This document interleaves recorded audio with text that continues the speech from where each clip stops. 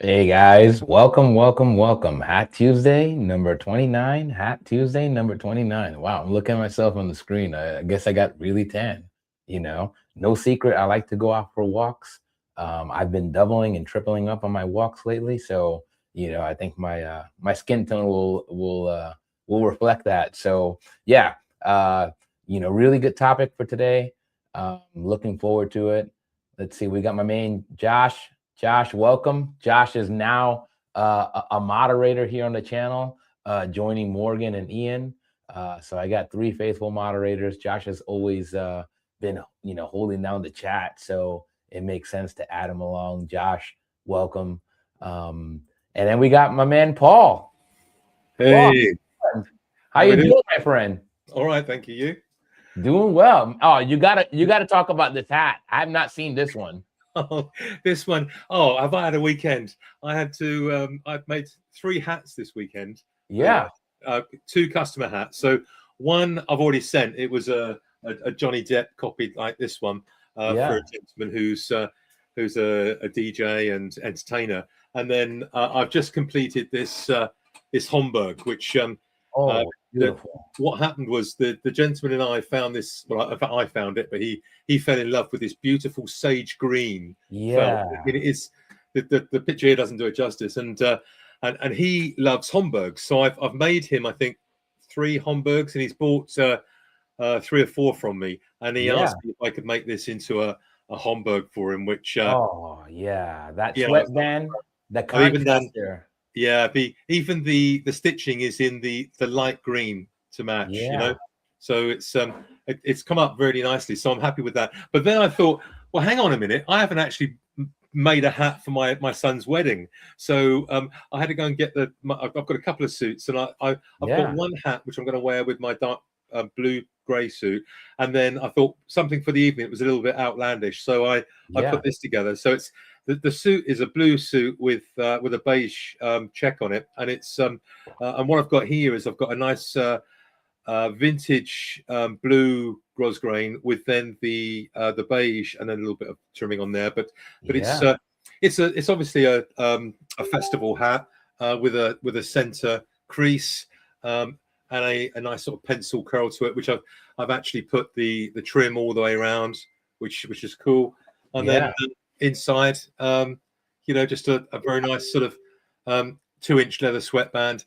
And I not only did I size it, but I then I tell you what I did. I used I've got a stretcher, which is the big stretcher, but then I've got a small handheld stretcher, and that because I'm an oval shaped head, just actually tweaking it slightly makes the perfect fit, which is I'm pleased now that I've got that. But this is a 210 gram, so a Western weight felt, but yeah, this is something I'll wear around the summertime, I guess, and even in the wintertime, because it's a really good weight for that, really. Yeah, it's a lovely color, and like I said, the ribbon treatment, everything, like it looks good, and it's like I said, it's one of those hats that you're probably not going to see that often. It's beautiful. I love it. Thank you. Yeah, and then obviously the green, the sage green, the wisest of all greens, right? The sage green. That looks just amazing. So I love it. Thanks for sharing with us, Paul. My pleasure. Well, thanks for having me on today. Yeah, no problem. I mean, it's a great topic. Again, I don't remember who originated this one, but my best guess will probably be Nathan again. But yeah, shout out to you, Nathan. This is one of those topics that I think you always see discussed, and there's so many different rubrics. I figured, again, we may not. Oh, we got Brad. Brad, how's it going, my friend? Good. How are you guys? Doing well. I was wondering if you were going to be able to jump in, because I know you were mentioning the spring break, and hopefully you have been enjoying that. Well, yeah, spring break was last week, so okay, gotcha. I'm at work today. That's why I'm on my phone. Got it. I feel outboated, boys. I haven't got a boater in my collection. I'm outboated. No. I'm going to have to go and buy one now. You know that, don't you? It sounds like a solution in search of a problem. Yeah, again, it just felt right. And this is one of those, and I've shared this before. The boater hat was one of those things where I could never find one that I was willing to spring for. This one came up locally, and I just had to have it. And it just makes you feel more festive when you put it on. So, and we do have Nathan here in the comments. Welcome, Nathan. If you Hey, Nathan. join us, do that. And Josh says, buy one or just make it. Yeah. Yeah. Again, this is the topic here is, well, the decision to wear a felt versus a straw hat. And I feel like there are several different ways to tackle this. Obviously, your decision's made if you don't own a straw hat, right? But that is kind of, in many ways, kind of a decision right there as well, meaning maybe you choose not to wear a hat at all. Instead, if you can't wear one of your felts, maybe you go hatless, if that's an option for you. But if you do have the option, then I feel like temperature is one of those things that it's going to be one of those big determining factors. And I just wanted to, in a way, to kind of try to be as comprehensive as I can. I asked ChatGPT to help me out to create a decision tree, and I shared that with the inner circle earlier. And I'm just going to add it on here to the stage to at least, to give us a little bit of guidance. This may not be, again, super comprehensive, but at least it gives an idea.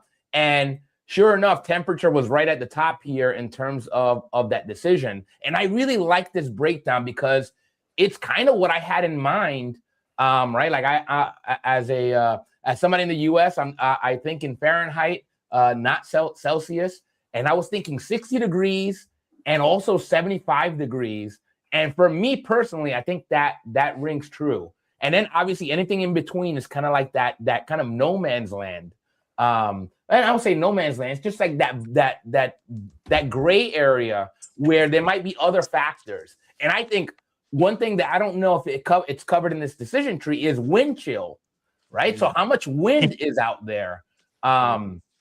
Because I think that is something that you have to take into account as well, because the temperature is one thing, but if there's a wind chill out there, that could really alter the the decision.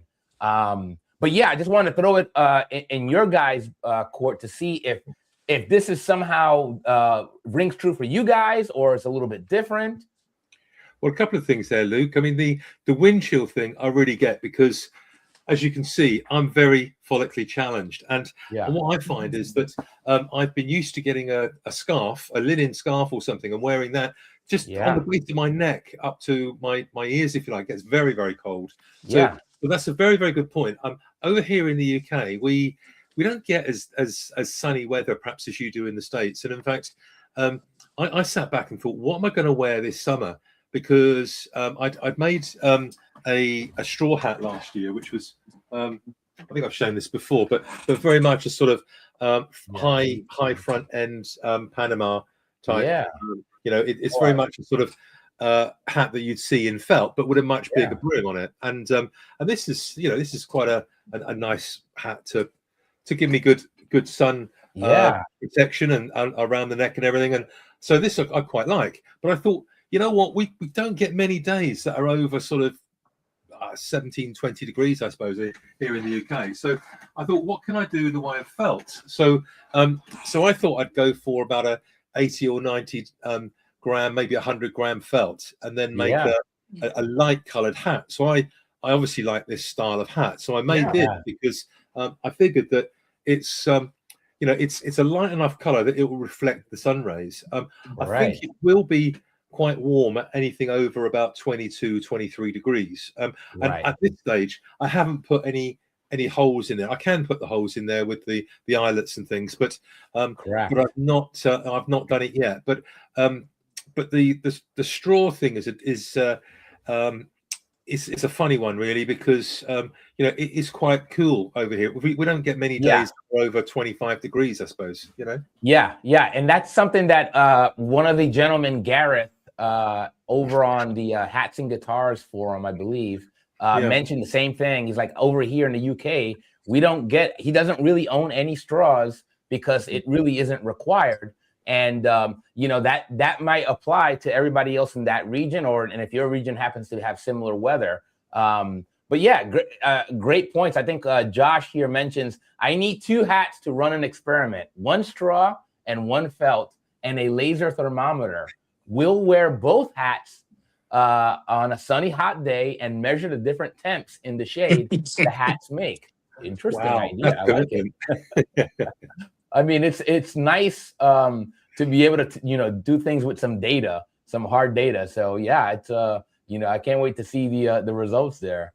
So then test which color works best for the felt. I like that too. Yeah. Nathan over here asks, Paul, will you start offering straws? Inquiring mind. Yeah, I mean, I can make straws. I do make straws. Not many of them because of the not very big call for straws over here. But yeah, I'd like to make straws in designs that aren't perhaps traditional. So that the Panama and the fedora with a fairly thin brim seem to be the norm over here. But it would be great to do something a bit out of the ordinary, really. So I'll have to think that one up. And also with some nice brim trims, the different colours and things. I've recently bought some multicoloured grosgrain that's vintage grosgrain, particularly for summer hats. So Right. I think I've got to source a good source of straws. I have got one source, but not particularly as good as I'd like them to be. But it's over here. It's just not the call, so it's difficult to get the base straw. Yeah, understood. Love it.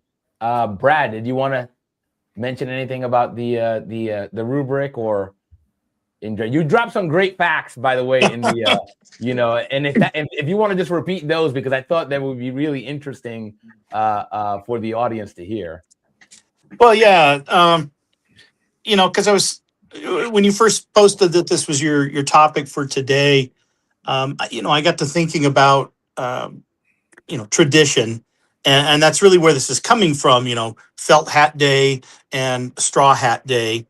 Yeah. And I traditions. We mentioned this in a previous episode as well, but Americans aren't as big on especially fashion traditions, and so I think today it makes more sense to wear for the weather. And as I pointed out in our chat, in March we ended up having, for the first time in history, 3 days over 90 degrees Fahrenheit here in Pueblo, and I wore straws that day. And in 100 years ago, I would have got in trouble for that because it's technically still winter, and felt hat day isn't until April 15th. Yeah. But that used to be enforced in a way, not just by tradition, but by hooligans as well.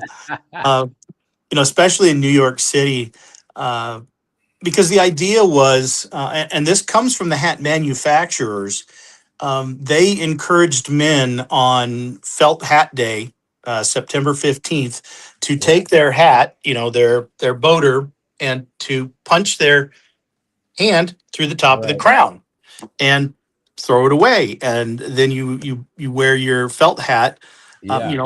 Why would they do that? Well, to encourage you to buy another hat in the spring because you ruined it.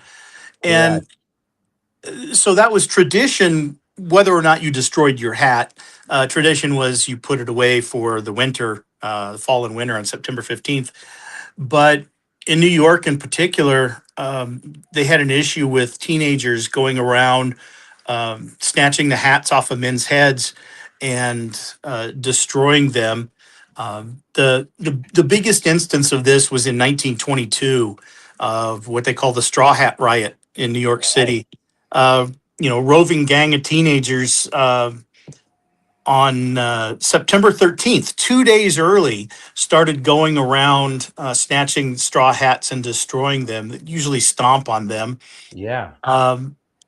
And it it got so out of hand that there was at least 1,000 people going around as a mob, taking these hats and destroying them.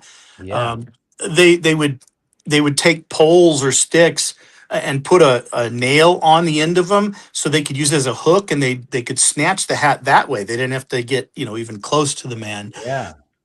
Uh, and this resulted in even physical violence, not just to the hat, but between the teenagers and their victims.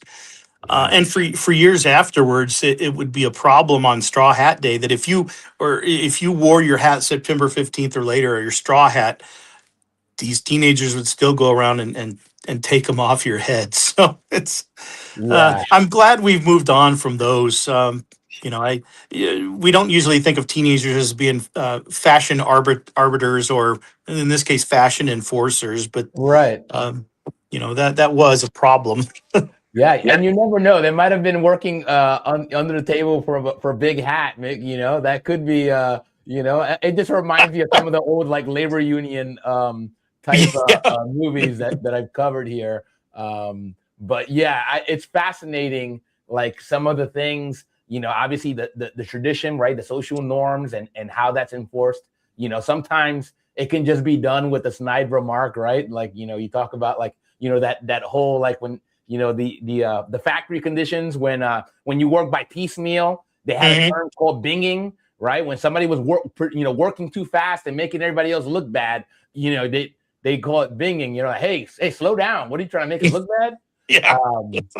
But it is social pressure, and Yeah.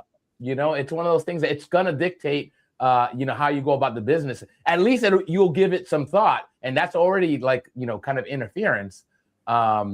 But yeah, tradition's definitely something that can still happen, right? You have folks that say, well, I will go in the spring, I will put away all my felts, I will make sure they're stored away, and I got my straws. And I feel like they might say that, but it could be something where it's like how some folks appreciate the change in the seasons because they just makes them feel a certain way. I feel like it's almost like you bring out the your other part, the other half of your collection, so you can appreciate them and use them. And there's nothing wrong with that. But as long as you're aware of why you're doing it, it's like, hey, I just got so many great straw hats. I want to make sure they get equal head time. Nothing wrong with that. But yeah, wind. We talked about wind, and besides how it might affect the perceived temperature, it's also like a material, like a weight thing, right? We know that felts in general weigh more than straw. So if it's something where you're concerned about keeping the hat on your head, maybe that felt hat under windy conditions is a better idea. Got Mr. Bond, Mr. James Bond from Virginia. How you doing, James? It's good to see you. James, we're gonna have to get you on here. Like I said, you're too well dressed every time I see you not to get you on here. Hopefully, even if it's just briefly. So yeah. Nathan says, what a different world we live in today. Yes, indeed. For better and for worse. It's not always, because I always wonder about that. And I think that's a topic that or at least a comment that we've had. How would we be different if we were still a hat, a general hat culture the hat culture that existed before existed now? I'd like to think we'd be a little bit more polite. That could just be a pipe dream, but it just feels like hat people are more polite. I would agree. Yeah. So, I mean, it's a lovely thing. No, I'm just going to add that it's a lovely thing to get into as a hobby and as a bit of fun, and especially when you're placed with the fact that you might be aging in years, and it's a good idea to cover up, and when you look at the felts, we've got like three main areas of weight. So we've got the lightweight, which are usually for foldables or or fashionable hats, let's say, dress weight, which is really the main weight that we all wear, and then Western weight, which has become more popular with obviously the Western music culture and also these festival type hats and other things that demand a heavier weight. But in straws, it's certainly from where I'm sat, it's a whole different ball game. I mean, there seems to be straws that are fairly budget. I mean, I can get a straw base for well under £100, maybe around £50 to get started on a hat. However, there are these Ecuadorian straws that we've seen that take a year for one person to make. I mean, that's just crazy. So it would seem to me, and I may be wrong here, maybe Brad, better, but there's a greater width in terms of the quality, lower end versus upper end, than there is on felts. But the other thing is that they don't seem to be anywhere near as robust as felts, and so the straws, you've got to be very careful how you wear them. Certainly the main straws I see secondhand, the worst problem I've had, and I've had some really nice Lock and Co straws, for instance, where people have put their finger in the middle there and taken it off, and then it's worn through the center because the straw gets cracked and breaks and gets dry and so on. So it does need treating and and keeping out of the sun when you're not wearing it and all these things. So I don't know that you get the same value. I mean, how many straws have we found as collectors that are 40 or 50 years old? I've certainly not found many. Only perhaps a few that are 20 years old, and they are perhaps they haven't been worn that often, and I've been fortunate to find them. So those are a few other things to take into consideration. That certainly in the UK, if you're paying, and you can easily pay £500, £600, for a straw hat from a branded manufacturer maker, and where how many seasons is that going to last? In the hands of somebody that doesn't perhaps treat it in the way that it should do. Great point. I mean, I've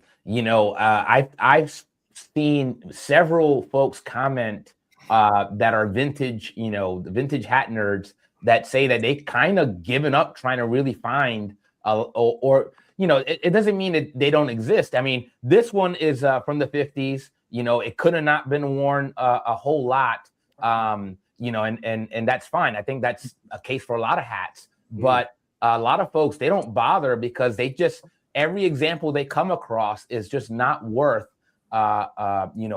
purchasing. And it's one of those things where as long as that's the case, you can apply, let's say, a fair value. Maybe that means you need to negotiate a little harder on that price because it's not gonna wear the same as felt. But with the rain, I mean, given Paul's point, I mean, that's the other factor. If there's rain in the equation, you're probably gonna want to opt for that felt. It makes sense. It's gonna provide more coverage, and then maybe if you have the fortune, maybe you go for an Akubra, which is a little bit hardier. Well, there's an interesting point, Luke, that the Akubra, obviously it's made in Australia. We've learned that, but the temperatures down there are very high, and of course they tend to wear them out in the outback, and 40 degrees can be quite a regular temperature. So how is it then that I mean, to me it feels like it's a 170 180 gram material, and then very highly stiffened, so it feels quite light, but very robust. It will protect against the sun, but also the rain, and most of them have these eyelets in for the for your hat to allow out the temperature that's being generated underneath by your head. So all those things are probably key to creating a felt hat to actually wear during the summer period in our own climates, US and UK. Yeah, great point. I mean, this is something that I didn't even think about, but it makes perfect sense. Where are you heading to? You know what I mean? That could be a big dictator of, or at least part of the, that those kind of non-temperature decision making.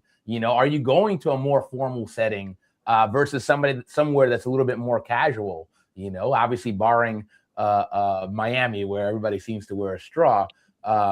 But ultimately, like, is the place where if you're heading somewhere, if the place that you're heading, where is it? Are they going to look okay? Are you going to look okay wearing a straw versus a felt hat? That could be, that could be part of the decision. And we got Nathan. Nathan, welcome. Hey, how's it going, guys? Let's see, Brad, Paul, Luke. How you guys doing? Yeah, we got a good gang today. Nathan, how's it going, my friend? You doing all right? I'm doing well. I've had a pretty good week. Come off a good weekend. Yeah, it's good weather today. I think we're at 74 degrees here in the Carolinas. Yeah. I enjoyed the discussion here about the felt and straw, and I think for me, it's like when I first started wearing hats, and this I'm sharing this because it may be similar with others. You start to get a little bit concerned about, well, what should I wear and when, and how does all the rules, there's a lot of hat rules, and how do I do all this? And so at first, I was like, oh, okay, well, there's that first day of spring. Okay, now it's straw season, and right. In the fall it would turn back into felt, and then the more you kind of get into the hobby and you get feedback from different communities and backgrounds and genres, I think it's a lot more liberal in today's world, where, like you mentioned before, I think it's based a lot on weather and what the occasion is, and there's a lot of circumstances that play into it. Yeah, absolutely. And I was going to ask you, I mean, out by your way, what do you see many straws amongst the hat folks, or do folks stick to their guns, so to speak, with the felt?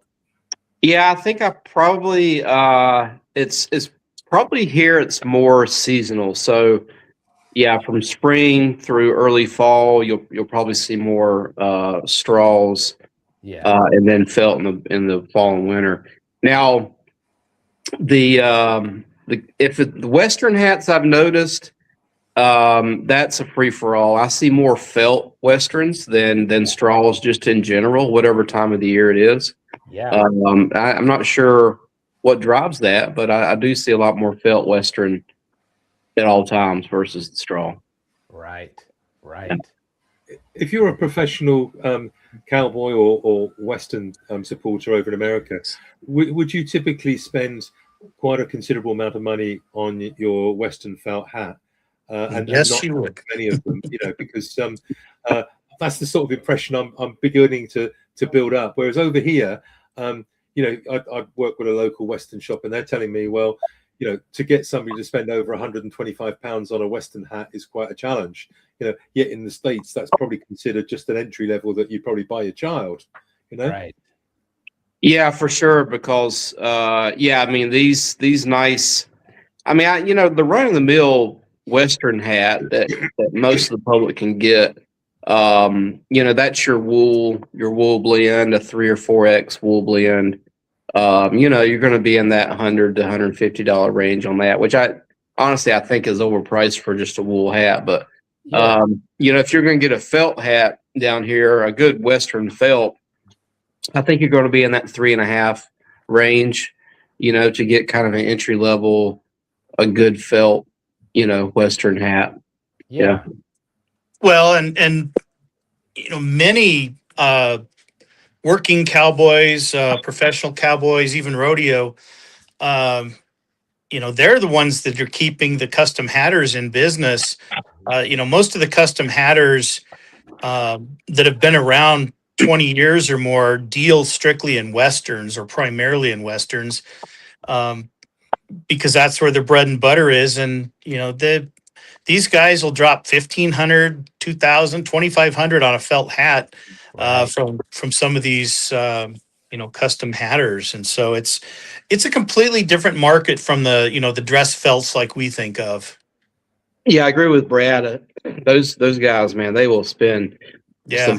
a hefty amount. But they put them through the ringer though. I mean, they're having to Yep. get a fail every season because they're working guys. I mean, they're Yeah. using and abusing the hats. They're using them the way they're supposed to be used. Is it something that that the Cowboys talk about between themselves, or is it something like a if you've got a really nice 6-shooter in your pocket and you're comparing the make and the brand and so on, or is it something that you just accept that they just work through the season? If the hat lasts the season, then it must be a very good felt. I mean, is there that sort of one-upmanship, as it were? I don't know. I see more pride in the distressed, because that's been used, not such a brand new like Trailer Queen, but a good hat that's been used and it's got dirt and grime, and they put their own little spin on the band. That's a real hat. It gets used and that definitely shows it. I think they take a lot of pride in that. Yeah. Yeah, and I'm sure it's through word of mouth. They know who the custom hatters are in their area, and there's tons of them here in the West. We have several in Colorado, in New Mexico, Montana, Wyoming, Texas. And keep in mind, they've got their working hat, but then they have their dress Western hat that they will keep pristine, because that's the one they wear for going out on the town or whatever they may do. But yeah, they'll have both a working hat and a dress hat. Yeah. Typically, are they what, 250, 260 gram weight, or do you go any higher than that? Because I've noticed that they've got wider brims than the felts that I can buy in the UK tend to only allow me to make up to about a 11 or 12 centimeter brim. That's about the maximum I can get to, which is about 4 or 5 inches, I suppose. But some of them in America seem to be much bigger than that. I guess it's because Winchester or somebody makes them because that they know they're going to be used for that purpose, I guess. Yeah, I'm not sure about the weight, but yeah, I mean that 4 to 4.5 inch brim is about the normal, I think, for a Western. Yeah, they can get the wider brims, but 6-7 inches. But I don't remember where they get them. I don't know that Winchester offers them that big, but I could be wrong. Right. And I don't know the weight either. So yeah. Yeah, and I typically don't spend a lot of money on straws. Just kind of looking at straw hats. I mean, because I use them outside a lot, so and I guess maybe if I spent more and got a better quality, it would last longer. But I just like my yard hat that I used was my new straw that I bought last year, and I bought a new straw this year. And next year it'll be my yard hat. So I just kind of cycle them out like that. So yeah, I mean, I spend probably, usually less than $50 on a straw hat. Just because it's just that type of hat for me. So, sorry. Yeah. So it's not often I get to look at my straw hat. So I did bring out, I got 1, 2, 3, 4. I got 5 straw hats. So this is my, I got this in Florida. This is just a black straw. My wife was telling me I should get a black straw. So I like it. Nice little Western, and you don't see black straw Western very often. So yeah, I got that. And I've been trying to. That's more of a not really a form. It's a formal color. It's a darker color, so I don't really wear it as often. So it's lasted a little bit longer. Yeah. This is my new straw that I bought this year, actually, and I just got it recently. It's kind of pretty good. This I think it's about a 4 1/4 brim on this, and this is. It's just that Shantung, but this hat I got it on clearance and it was like $35. So wow, yeah, looks good. I mean, it's got a cloth band, which is I prefer the leather, but for just a hat, I'm gonna wear it to kick around. It's gonna last me about a year or so. Before I turn it into a yard hat. This is my open road. I bought it a couple years ago. So I enjoy wearing. My wife absolutely hates this hat. and I love the fact that she hates it more than I love the hat. So I wear that on the can. I did put a little leather band on there. I thought that kind of changed it up a little bit. When I first got this open road, it's a Stetson open road, straw hat. Without that band, it's very lightweight, and it just felt cheap. It just felt like a cheap straw hat, and I think it was like $90 or $95. But my personal experience with this one, that it does run big. I got my normal size, and I've got all kinds of sizers in there and under the band there to help it to fit. But just for anybody who's wanting to purchase one, maybe. I found that too with the Stetson straws. They tend to run big. Really? Okay. I got a Stratoliner from them a few years back, and it got it in my size, but I swear it's a size bigger. I can't wear it in the wind. Yeah, I agree with you there. So that's probably consistent there. This one here, my wife and I were on vacation, and there was a hat store. I can't remember the name of it, but it was around the beach, the coast area. Yeah. And I love it. I forgot what they call that straw there, that palm leaf or something. But it's so comfortable. And it actually did have a liner in it, but I took it out just because it does have the vent holes, and just made a little bit cooler of a wear. But I've had it for a couple seasons, and I absolutely love it. I wear that a lot, like with my suits and sport coats and stuff. So, and this last one here, I got this from Kevin over at KTG. This is the Panama. I think it's called a Mario. Okay. Maybe you guys know that, but is that from Kappas? It is from Kappas. Yeah, it's a Kappas hat. This is a very, very nice hat. I love this hat. It's very nice. I love the straw. It's probably one of the best made straws that I have. I mean, it should be. I paid more for it, but very, very comfortable. It's got, it's that Panama from Ecuador. I think it's woven in Italy. I think, is that correct? That sounds right. But I do have some sizers in this because I think this was one that just Kevin had and he was trying to get rid of. And I said, well, it's a little big for me. He said, well, I'll tell you what, I'll put some sizers in there, and you tell me what you think. If you don't like, you send it back. And I absolutely love it. I do. Yeah. Well, I will say this though, my grandson, he's like 2 and he loves it as well. So he got a hold of it one day, and you would never tell unless I told you, but right here where the straw kind of split, but I like that because I got a little story with my grandson and how he grabbed the hat and carried it and all that. So that's my 5 straws. So, and recently I was kind of going back and forth with Robert about him making a straw, maybe more like an open road style straw. I think he was going to cut down the brim. I think he had a larger brim, and he was probably going to like bind the brim. And so I'm excited to work on that project with him probably in May, I think, when he gets back from his excursion. So that's what I got going on in my straw world.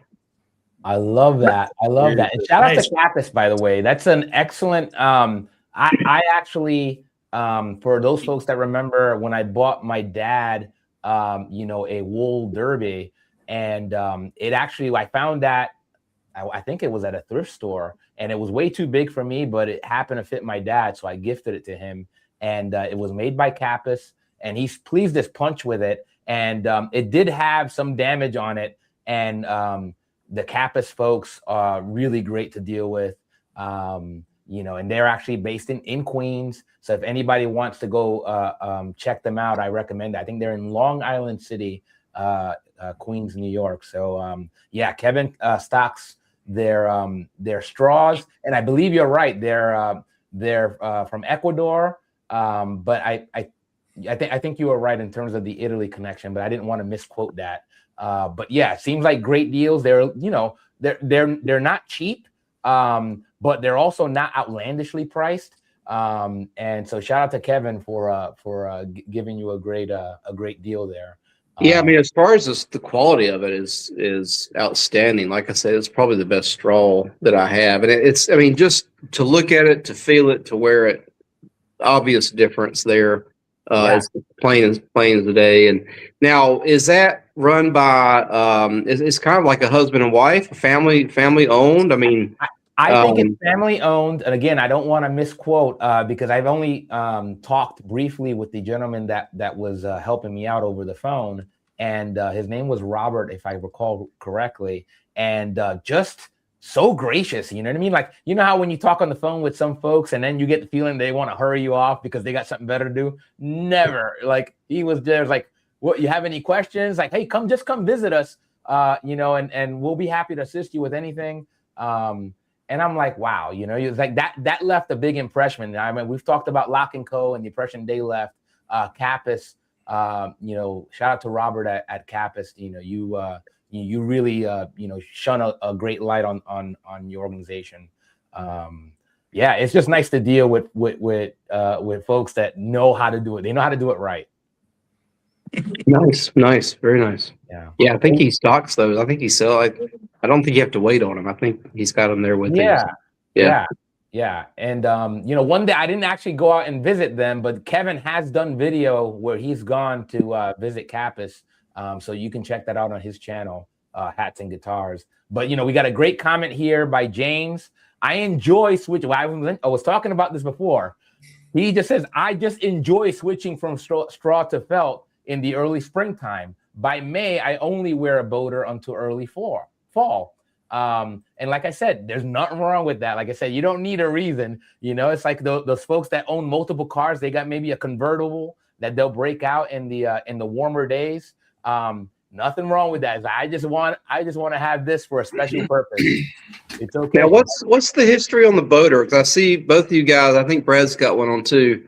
And I've you know, now you guys have got me like FOMOing right now about having a boater. But I've never have really like thought it was appealing. But so what is kind of the history of the boater? Well, the historian actually handled this. It originally comes from the gondoliers in Venice. Hence why they call it a boater or a sailor. And I think there's also a Navy connection as well to this style.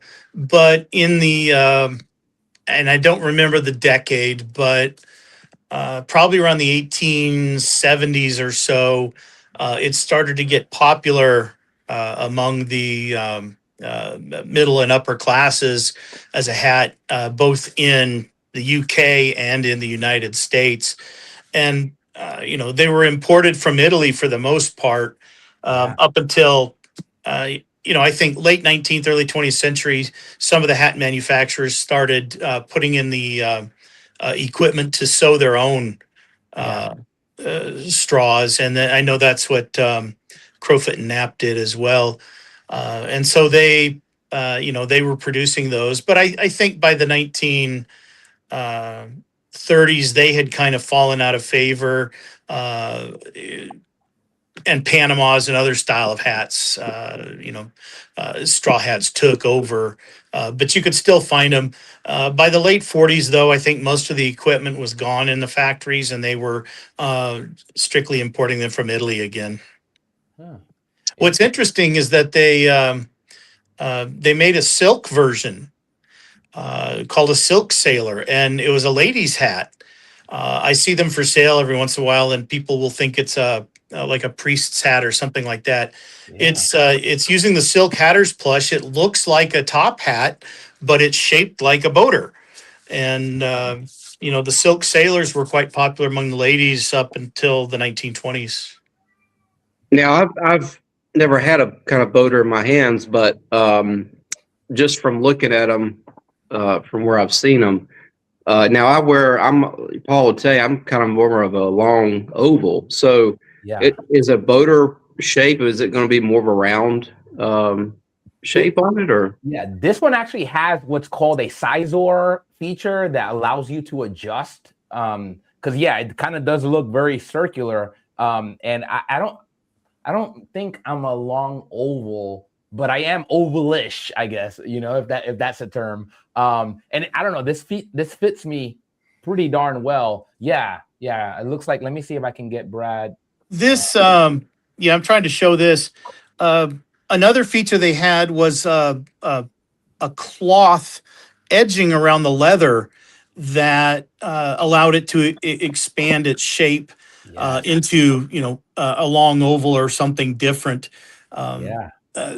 Bonton sweatbands and Bonton Ivy sweatbands were quite popular in the 1910s and 1920s because of that feature that made them fit your head better, because you can't really use a conformature on these to get them sized correctly. And I think even today, because you can still import from Italy the boater, but they have a much narrower brim, and I don't like them as well. I like the wider classic, but I think they do still have the Bonton style sweatband that has that give in it.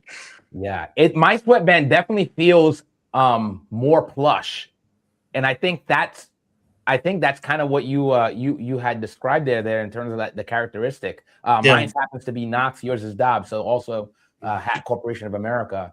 For me, obviously watching some of the older television, you guys may or may not know, a big fan of the Honeymooners. There was like an episode where Ralph was going to take Alice to the to the fair, I guess. And he was dressed up in a blazer to kind of make himself look youthful, and he had a boater hat on. So again, I feel like going out to the fair, it was something I always connoted with the boater hat. That's why I always talk about it. It makes me feel festive.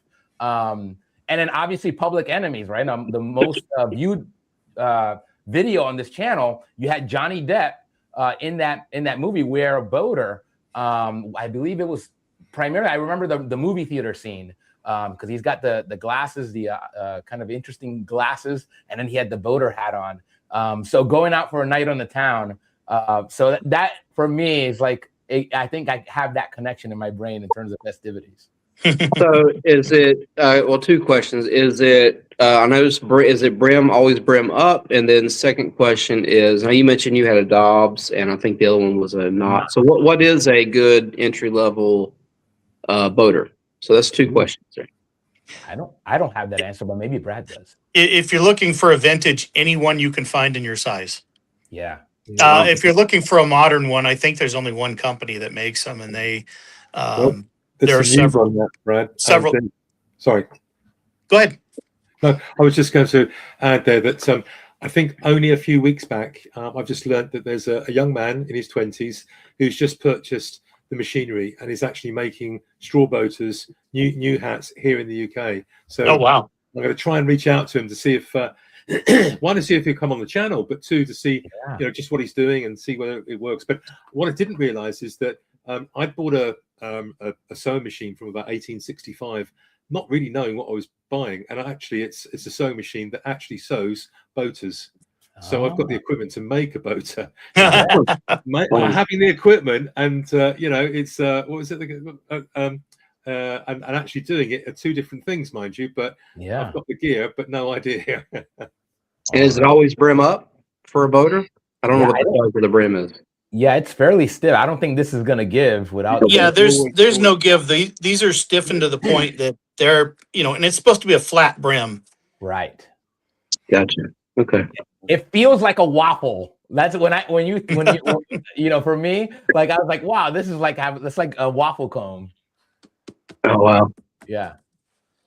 Huh. But I have to get one in my collection, man. Yeah, you got to. Like I said, if it gives you the smiles, like I said, for me, the most, and we've talked about this before, the most important quality of any hat is how it makes you feel when you put it on.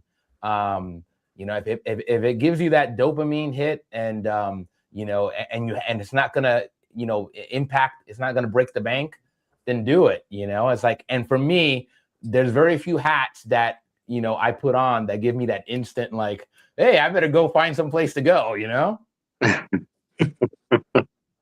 If that gentleman in the UK is producing these, I might be interested in one. It would be nice to have one to wear that's not vintage, so that I can protect the vintage hats. That's a better for conservation than, but a new one would be nice. I was going to say that in the United States, it probably isn't this way in the UK, but in the United States, today the boater has two basic cultural connotations. One is like vaudeville, vaudeville performers wearing them, and so I think people see those, they think vaudeville or barbershop quartet. Maybe that's the more the more common one. But the other one, they associate them with politics, like like the conventions, the Democrat and Republican conventions, where they used to wear styrofoam boaters, and you would see the pictures of everybody in the crowd wearing their styrofoam boater, and so I think in the public's mind, those are kind of the two ways that we picture them today. And that may be a reason why not a lot of people want to wear them. I don't know, but those aren't negative connotations necessarily, but they're not something people strive for. When I think of a boater, I think about like suspenders and like a bow tie. Well, classic barbershop quartet. Yeah. And I believe there was. I'm sorry, Paul. You were saying? No. Suspenders and whatever it was is a bit of a different meaning over here in the UK. Oh, so gotcha. Do you call them braces there? Oh boy. Yes. Yeah. I guess so. Yeah. But, the boater in the UK is still associated with the Henley Regatta and the boat race, which is very much Oxford and Cambridge, so quite a formal event, I guess. And also the other thing is that I think my daughter used to wear one to school, so a lot of public schools still use the boater as part of their uniform. So which is a nice touch, but it's you don't very often see them outside of those two areas. Very, very rare, to be honest. Probably the rarest of hats to see here in the UK. Yeah. Hey guys, I'm gonna jump off, get back to work. It was fun chat. This is a fun topic. It's been enjoyable. I think we could probably do another show just on straws, but it's been fun. And I think Luke is next week. We're gonna do the reveal on the build, that the project that is. Paul, are you gonna be available next week? I shall make sure I am. Let me next Tuesday. Yeah. And if it doesn't work out, then we'll pivot. But as it stands, that's going to be the that's what's in the slot. Okay. All right. Well, fun topic. Brad, good to see you. Glad thanks for taking out some time. And Paul, Luke, we'll see you soon. I will say same hat time, same hat channel. You got it, my friend. Stay hatting. See ya. See ya, Nathan Tuck. I'll tell you that, given, we were just talking in terms of the decision tree, we were talking about your destination, and obviously related to that is your outfit, right? So do you have a light and breezy outfit versus a kind of a heavier layered outfit? That could dictate whether you choose a straw or a felt. And, I just think about it like, a straw hat, and maybe if you're someone that wears a leather jacket, maybe a straw hat's not gonna go with your look. I'm not saying you can't pull it off, but I rarely see that. There's a lot of leather jacket wearers in the hat community, and I don't see straws very often on them. I think with all of the hats, though, you do you dress to the hat, or do you pick the hat to your dress? And that's an interesting one, because I know us as hat enthusiasts probably think, what hat am I going to wear today? And then you start thinking, well, what jacket or coat or whatever am I going to put on? But when you first start out, it's very much, well, you're dressed for the day, and then you think, I need to wear a hat. What one am I going to wear? So it's an interesting one, that one. And if your collection's expansive, then you're more likely to be able to essentially match your hat to your outfit, and pair them up. But Yeah, and then lastly here, and this is the personal thing, and this is the one that's, you know, kind of fairly obvious, but I didn't immediately come to mind, which is, are you somebody that runs hot? You know, we know, especially, you know, the number of guys that we have in this hat community. A lot of guys. There's a lot of guys that just sweat like all get out. You know, I'm one of them. Yeah, exactly. And it's one of those things where I'm like, well, chances are you're going to be somebody that will be more likely to gravitate towards a straw when the weather you know, necessitates it, you know, whereas some other folks they're like, well, I can wear a felt just fine and not sweat it up or sweat through it.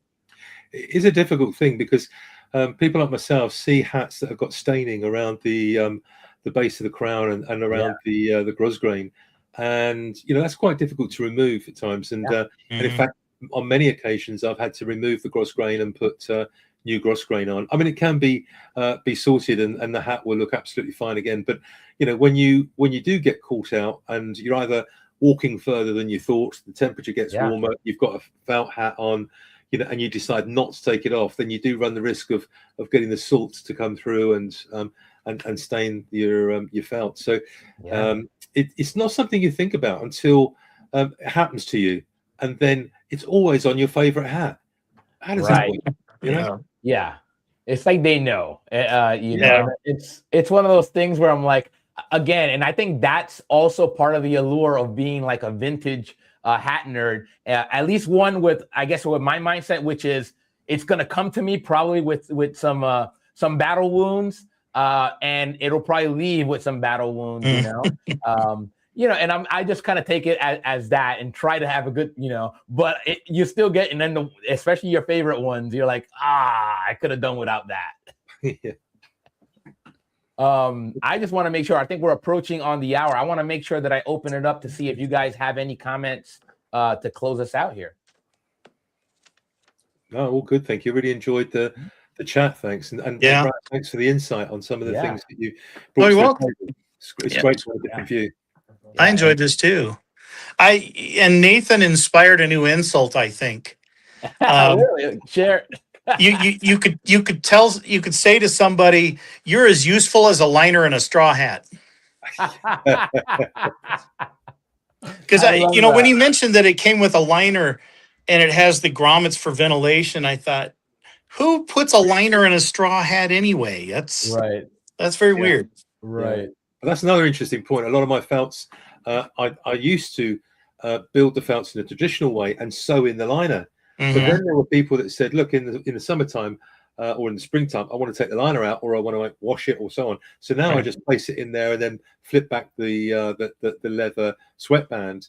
And of course, you can take it out very easily for when the weather gets warmer. So that works really quite well. Yeah. Cool. Well, gentlemen, I appreciate it. Thank you to Paul. Thank you to Brad. Thank you to Nathan for coming on screen and helping us out with discussion. Thanks to Josh and to James to holding down the chat. This has been Hat Tuesday number 29, and you know how I'm gonna always leave you guys, right? Support all these fine gentlemen in the Good Luke's network. Support all the fine hat folks outside the Good Luke's network. But even if you don't, right? Even if you choose not to support these fine folks, the one thing you got to do, and we won't get anybody else after you, but just do it. But the one thing that's non-negotiable is that you gotta stay hatting, my friend. Have a great day. Ciao, everybody. Ciao. See you, Paul. See you, Luke. See you later. See you, Brad. See you, Paul.